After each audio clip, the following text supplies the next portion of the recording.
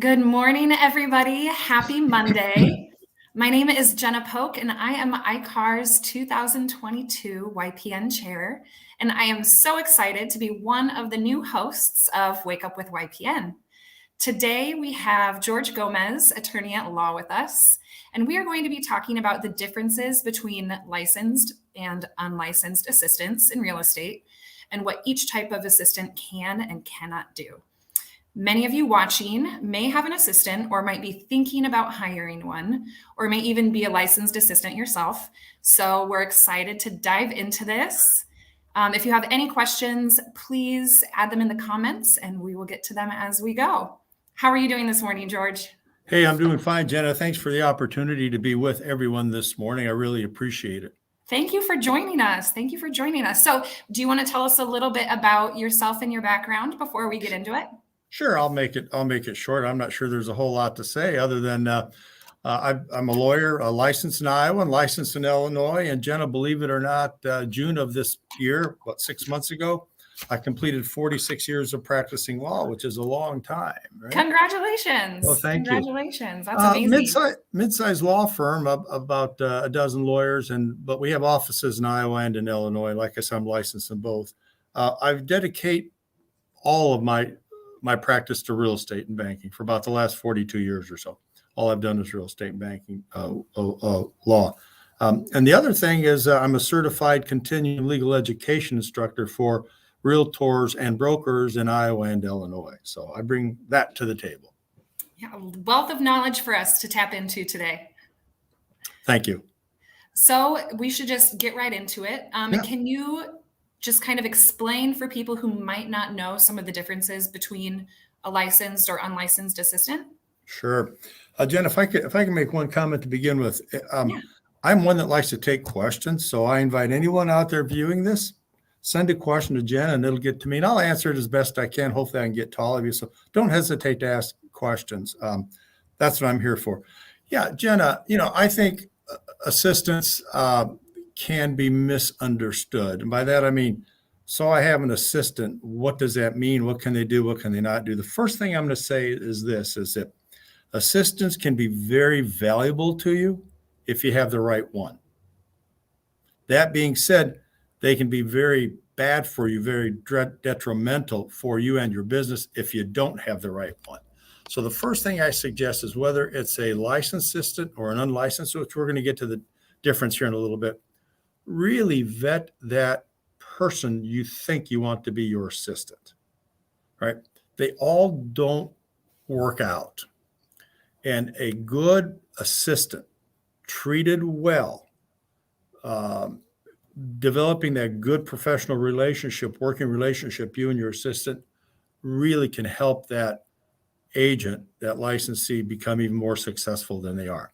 So that being said, two types of assistants that the real estate profession recognizes. One is a license, which in essence is a licensee. It's a person with a real estate license, just like the licensee who that person is working for has.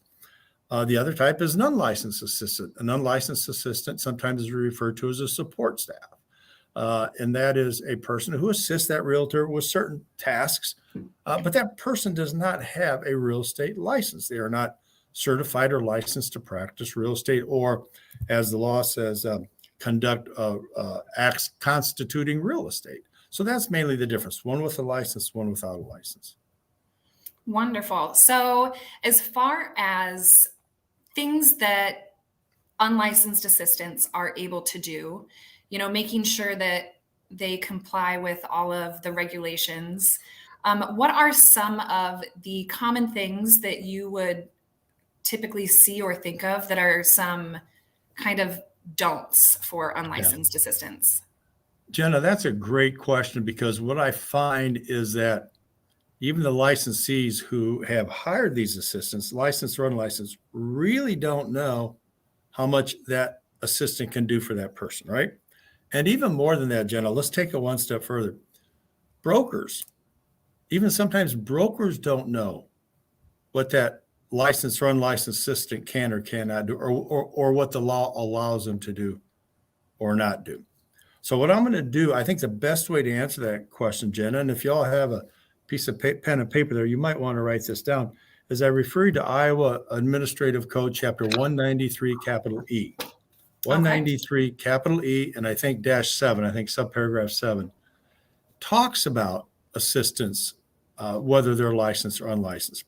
And the neat thing about this, Jenna, is that Iowa law, Iowa Commission rules require that every broker who allows assistance, whether licensed or unlicensed assistance, have a written manual, have a written company policy, I should say, which addresses those. And in that policy, it should state what they cannot do. Go ahead, Jenna. Oh, sorry. So then it's really important then to work with your broker and find out if you do have a policy for unlicensed assistants. Oh, absolutely. Even, before you hire one, before you even start interviewing or vetting one, talk to your broker, ask for a copy of that company policy, see what it says, see if because of what that policy says, you're not able to get what you want or have that person do what you want. But back to your question, Jenna, that law that I just mentioned, Iowa Code 193E, subparagraph 7, has a list of things that assistants, unlicensed assistants, can and cannot do. It's there. It says acts that are allowed and prohibited acts. And that's a good guide for brokers that may be out there, or you young professionals may want to talk to your broker to make sure that your broker has this written company policy that's required by your commission rules. And to assist them in putting that together, the commission actually has a list of things that can or can't, or the unlicensed assistants can or cannot do, should or should not do. What are some of the top things on that list that we could maybe highlight right now? Okay. Now, if we're talking about acts that they can do, okay, let's start with that. Okay, acts that are allowed, acts that are not considered acts dealing in real estate, as the commission likes to use that terms. They can do the simple things such as answering the telephone, provide information about a listing to other licensees, not to the public, but the licensees. And that's important, right? Assemble documents for closings, right? Your commission statement, maybe a copy of the offer, a pest inspection, a disclosure, whatever it might be. Have keys made, write advertisements for promotional magazines, etc. However, those must be approved by the licensee. Okay. Almost everything they do has to be approved by the licensee. But let me tell you a couple things that I think are very important or very critical concerning what they can do. And I'm going to go to open houses. Okay, I'm going to go to open because a lot of licensees may think, well, I can just send my assistant to the open house. I want to go to the ball game today. I want to do something else, spend time with my family. Just let me set. Why do I have my assistant? She can go. Well, the assistant cannot do that without a license, without a licensee being present. Okay. So what the commission rules say is they can accompany a licensee to an open home or a showing and perform the following functions. And those functions mainly are opening the door, handing out a promotional material, having the prospect sign a register, and accompany prospects throughout the property to make sure that there's no issues with that, right? However, they cannot independently hold that open house unless, again, it's attended by a licensee. They can't give information about the property. They can't answer questions about prospective buyers. That's why the requirement of a licensee is there. But that's the one that I get most calls on, or that people have questions on. Can I send the unlicensed licensee there? The answer is no, not without a licensee there with that person, whether it's you or someone else. Yep. So trying to kind of whittle that down, essentially there's no information that an unlicensed assistant could give to a potential client. Exactly. And that's the rule. And that's the way I interpret the rule. Because once you start giving information about a property, such as even the basics, price, square footage, just things like that, right? Value. now you're conducting acts which constitute dealing in real estate per the definition in Iowa code. And that's what they can't do. Okay. So it kind of leads into a slippery slope there. It does. Exactly. Yeah. So be careful, be careful. And Jen, I think that's one of the reasons to avoid these types of issues for the licensee, the broker, and the unlicensed assistant. I think that's why the commission put together these do's and don'ts, or allowable and prohibited activities in the code, just to try to make it easier, give everyone a guideline. Yeah. So with an unlicensed assistant, is it the job of the licensed agent or the broker to oversee that assistant? Wow, another good question, Jenna. I'm going to start out by saying this. Iowa law and commission rules make it very clear. I mean, very clear that the broker is responsible for the supervision of all persons under that brokerage. That could be licensees, right? The salespersons. That could be assistants, licensed or unlicensed. That could be the receptionist, right? Non-support staff. It could be anybody. They are responsible for supervising all that, and that makes sense, right? Yeah. However, when we get a licensee or an assistant involved, that kind of changes the dynamic a little bit. So to answer your question directly, commission rules say that both are responsible. The licensee who hired that assistant, whether that assistant's licensed or not, the licensee who hired that assistant, and the broker. However, Jenna, the rules go one step further and say the primary responsibility of supervision is with that licensee. Okay.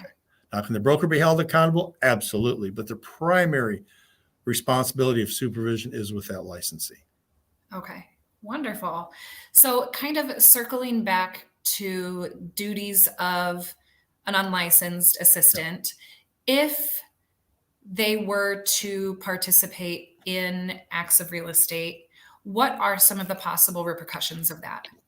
Well, if they do participate in acts which constitute dealing in real estate, as our code likes to use that phrase,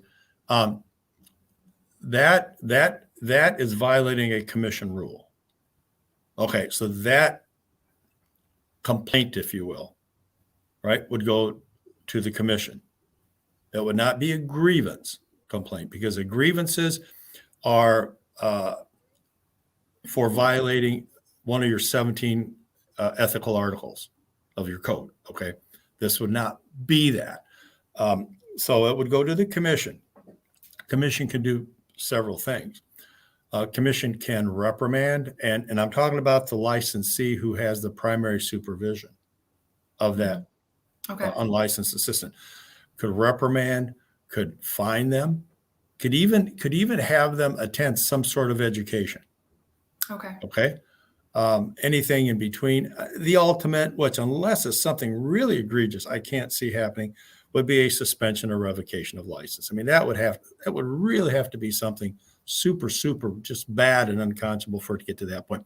I'm not a member of the commission, but my experience would tell me that it would be perhaps a reprimand with a fine, administrative fee of $500 or so, and then maybe some time to take care of what was missing, maybe the manual, maybe correct what that licensee did wrong or that assistant did wrong. Some time to get that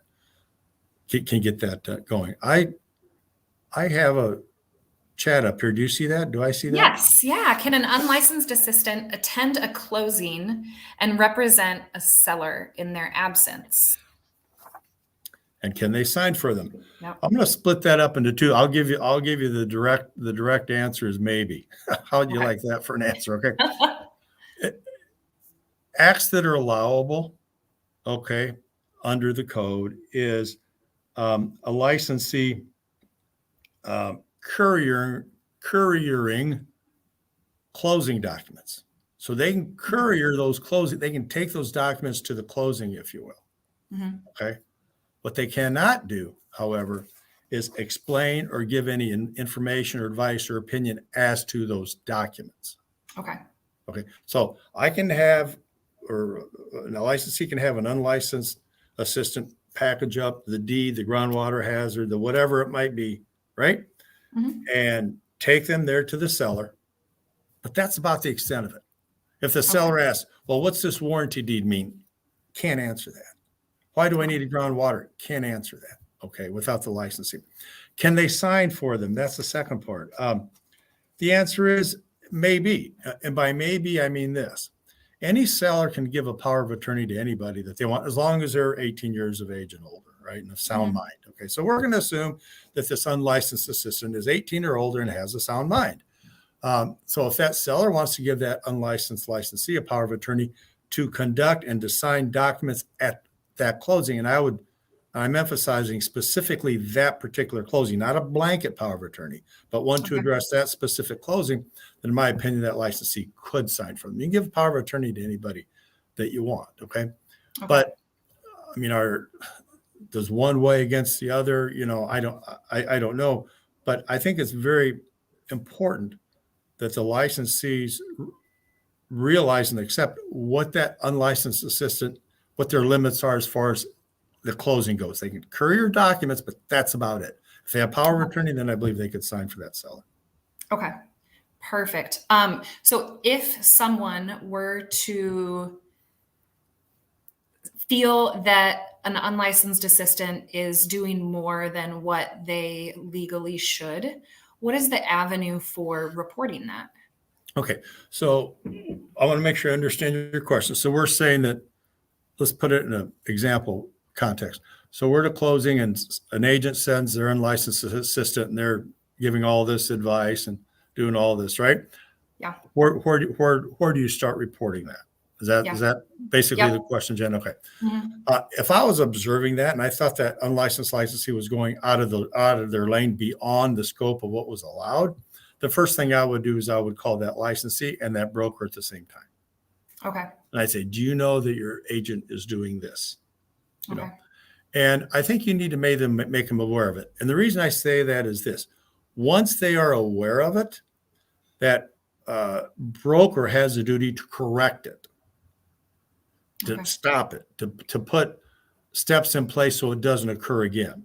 If they don't, then they would be held in violation of this 193E7. Okay, that's option one. Option two, they can always go to the commission, right? But I'm a believer, Jenna, that if we can get it worked out locally, as long as nobody's harmed, all right, that would be my first choice. I like to say that the commission or filing grievance complaints or filing lawsuits, for that matter, that's the last resort. So we have a question from Paul. Is there anything a licensed assistant can't do? Okay. Paul, I like your picture there on your motorcycle. That looks like it'd be a neat thing to ride around in. Wow, really nice picture there. Is there anything a licensed assistant can't do? A licensed assistant can do anything that the licensee can. Anything that the licensee can. So the question then is, what can't a licensee do? Okay. They cannot do things such as prepare legal documents, which might be considered the practice of law. They cannot give legal advice as to lawsuits, as to whether or not you need a lawyer. You know, if you tell someone you don't need a lawyer at the closing, that's practicing law. So again, preparation of legal documents, advising as to lawsuits, advising as to how people can take tenancy, joint tenancy, or tenancy in common. They can explain the differences, but the choice is up to the client or up to the attorney or accountant or whoever in that client. So to answer the question, anything a licensee can do or can't do, I should say, the licensed assistant cannot do. And the main ones I think of are the ones that come up, and that's just practicing law, preparing documents you should not be preparing, giving legal advice. Perfect. Good question. These are good. You know, for 9, I'm impressed. For 9 o'clock on a Monday. I know we're on top of it here in Iowa City. I guess. That's good. Okay, so I just kind of want to tie everything all together, I guess. Sure. So as far as unlicensed assistants, they can help with advertising, currying documents, so actually that just brought a question into my head. Sure. And this is probably a relatively new thing, as social media is being used more prevalently. Is there anything that you would see social media wise that an unlicensed assistant can't do? Yeah, they cannot put any information concerning a property on any type of social media Okay. without the approval of a licensee. Okay. They cannot make comments about the property, size, tax, anything, describe the property, anything about the property without the approval of the licensee. Generally, when that happens, the unlicensed assistant can put that information together, can write it up, can get the photos you want to use or whatever, right? But generally, the licensee puts it on. But if the licensee instructs that unlicensed assistant to do it, they cannot do it without the approval of that licensee. Okay, wonderful. So social media is very similar to just the standard guidelines for the unlicensed assistant. Yeah, exactly. What do you see as the advantages of an unlicensed assistant? Wow. There could be many, but the one that comes into my mind first is time. What do I mean by time? What I mean by time is this: things that a licensee without an assistant, licensed or unlicensed, would have to do. Putting promotional information together, opening up files, putting signs in the yard. Unlicensed assistants can do that. Putting signs in the yard, taking the 20 minutes to go out there, put it up, drive back, whatever. Making appointments for inspections, making the appointments for the appraisals, making the property available for another licensee to look at the property. Okay, they can't answer questions, but they can make that property available and be there while that other licensee with a prospective buyer is going through the property.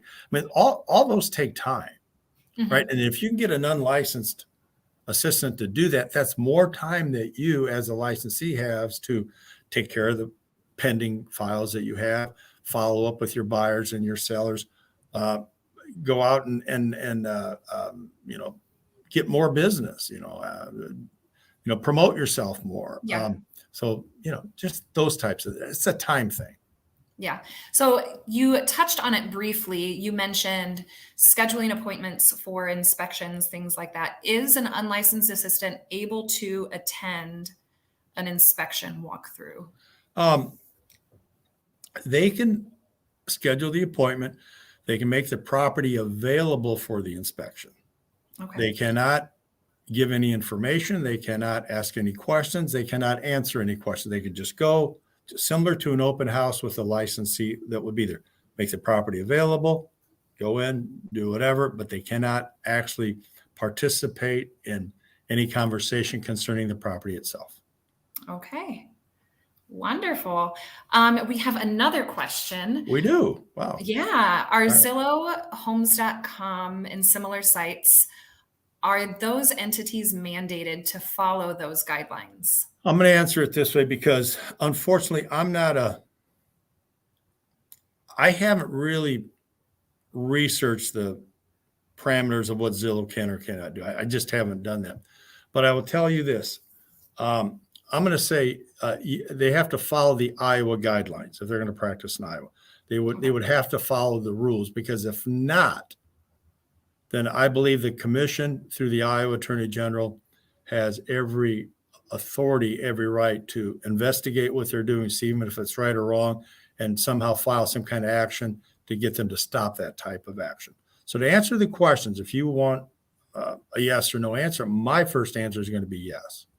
So okay. They have to go through some process, But I think Zillow and some of those people kind of get around that because I think they team up with lawyers. Lawyers can do all this stuff, right? Just because the law says we can. Sometimes I think they use the lawyer. I'm working with the lawyer to try to get around that stuff, but I don't know. I'm not a big supporter of that. But that's me. Great. Are there any other? As an attorney dealing in real estate, have you ever encountered any situations that come top of mind mind related to unlicensed assistants that you would want to talk about Well, or are able to? Yeah, I will. And I'm going to use this in general terms. Okay. And this is more of a what licensees should not do with unlicensed assistants. Okay. In my years, I've done thousands and thousands and thousands of closings. Okay. And we do many here at Gomez May still. But one of the things that I've seen that really bothers me, concerns me for a couple of reasons, and I'll get to those reasons in a little bit, is when licensees send unlicensed assistants to do closings, those unlicensed assistants have no idea what they are doing. They're totally unprepared, have no idea what they are doing. So they sit there, they come in and I've seen this many, many times. That's why I'm bringing it up. They'll sit there and they'll say, well, Agent X sent me over because they have another appointment or whatever it is. Agent X sent me, so I'm here to do your closing. Let me see what we have here. What do I need to do? What are we signing today? They have no clue. Then their clients look at them like, okay, am I doing the right thing? Am I doing something I shouldn't be doing? So now I have all these questions that just start snowballing, right? So at the end of the day, yeah, maybe they got through that closing, but at the end of the day, that client's going to question that licensee. Why did you do this to me? I expected you here. If you weren't going to be here, you should have called me and sent somebody that knew what they were doing, right? That's what concerns me. Where I think licensees are sending unlicensed assistants into situations, and particularly closings, they should not be there. They have no idea what they're doing. And at the end of the day, they're going to make a mistake. And if that mistake causes some damages, that licensee and or broker will be responsible. So that's the big thing. It's just the lack of supervision and asking them to do something that they should not be doing. So licensees, take a look at that code. It has acts that are allowed, and then it has a list of prohibited acts, and just follow those. And when I see that, as a closing agent, I do my best to help that licensee assistant the best I can. I don't want anybody to get hurt. But more than anything, Jenna, it really hurts the integrity of the profession. People see that, and then they judge us by those things, right? And just hurts the integrity of not only the personal licensee that's involved, but also the profession as a whole, other professionals. And that's what I think we have to really watch out for so that doesn't happen. Yeah, kind of all boils down to giving your clients the best representation possible. Exactly. Absolutely. Yeah. You're obligated to do that. Yep. Yep. Wonderful. I'm checking to see if we have any more questions rolling in. It doesn't look like it right now. So if you had to give us one golden nugget of advice, what would that be? Of advice in regards to assistance? Yeah. I guess a couple things. Number one is more than a couple things. Make sure you vet and you have the right one. But two more things is make sure that you understand what's allowed and not allowed. Don't assume anything. That's bad in anything, but really bad in real estate. Don't assume anything. The other thing is just very simple. Just take your time. Take your time. Train that assistant. Take your time with that assistant. Jenna, sometimes I see that we have so many things going on that we don't allot the time that we should to certain things that's happening at that time. One of the things you need to put time into and allot time is working with your assistants. Take your time with them. Don't rush them. Don't rush yourself with them. That just opens up some liability issues there. Yeah. Got to protect yourself, your workers, and your clients. Have to. Yeah, absolutely. Well, thank you so much for being here. One other comment, Jenna, before I sign off. First of all, thank you for the opportunity. I appreciate it. Okay, and we appreciate you being here. And thank Megan also. Megan, I know Megan and I have been trying to get this together for a while, and we finally did, Megan. So hopefully it worked out well for everyone. But one last thing is, I'm a big believer in upholding doing things the right way. Okay. Yes. And if any of you out there have any questions on assistance, licensed or unlicensed, that maybe we didn't get to today, feel free to call me. feel free to contact me. I'll be more than glad to answer your questions. We just want to do the right thing. I don't want anybody to do something wrong that could have been avoided with just a simple phone call. So I'm reaching out. Just come to me, ask me any questions that you might have. Anything I can help with, I certainly will. That is very generous of you. Okay. And just to kind of throw this back out there, if anybody logged on after this was mentioned, Iowa Code 193E for all of the allowable do's and don'ts of licensed and unlicensed assistants is going to be a really good reference. Perfect. Oh, and it looks like Whitney, you are on top of it. She's loaded it in there for everybody. Ah, good. Wonderful. Okay. Well, Thank you so much. Thank you so much. Anytime. Nothing else. I think we did a pretty good job covering it all. So, good. Yeah, if anybody has any questions, reach out to George. He is wonderful. I'll be glad to do it. All right. Thank you, Megan. Okay. Appreciate it too. Thank you so much. Bye-bye. Bye.